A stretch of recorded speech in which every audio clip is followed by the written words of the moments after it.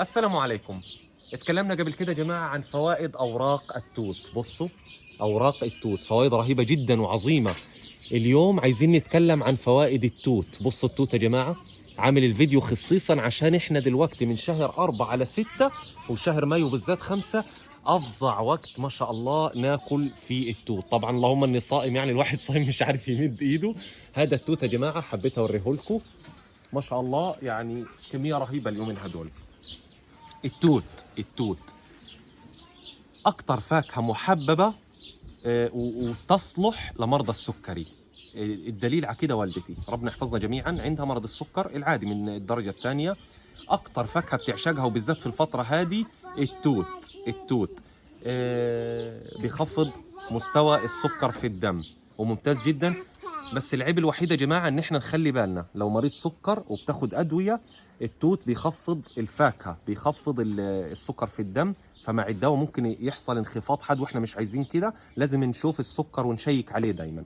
فمرضى السكري انصحهم افضل فاكهة عظيمة جدا هي التوت. طيب، للامساك علاج رائع للجهاز الهضمي والامساك والجهاز التنفسي.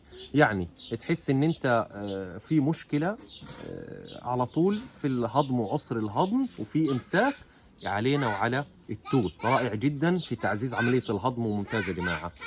وفي نفس الوقت عندنا ايش كمان، اي حاجه في الصدر، الربو، السعال، التهاب الحلق، الحاجات هذه كلها، ضيق النفس، التوت ممتاز جدا فيها.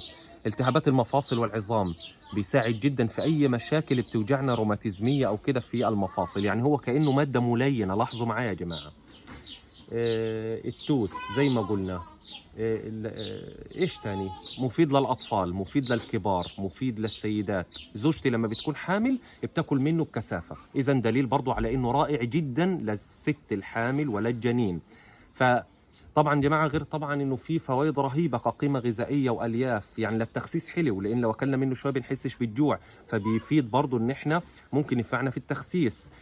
وحرق الدهون، سعرات حرارية، ألياف، سكريات، طبعا فيتامينات عالية جدا. فقر الدم بيساعدنا، في كالسيوم، في حديد، في حاجات مهمة وقوية.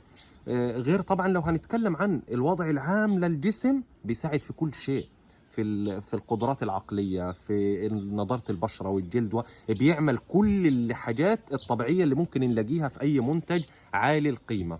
التوت، هذا التوت الأبيض اللي عندي العماني أو الأمريكي، اغلب التوت البيري نفس الفوائد، لكن يعني ممكن تلاقي هنا اختلاف ورق التوت، لكن في النهايه الفايده واحده.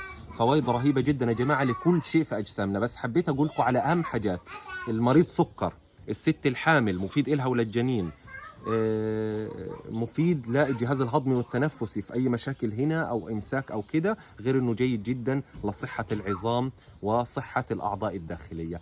فهذه حاجات اساسيه كفايه جدا، فما بالكم بقى باقي فوائده الكثيره جدا.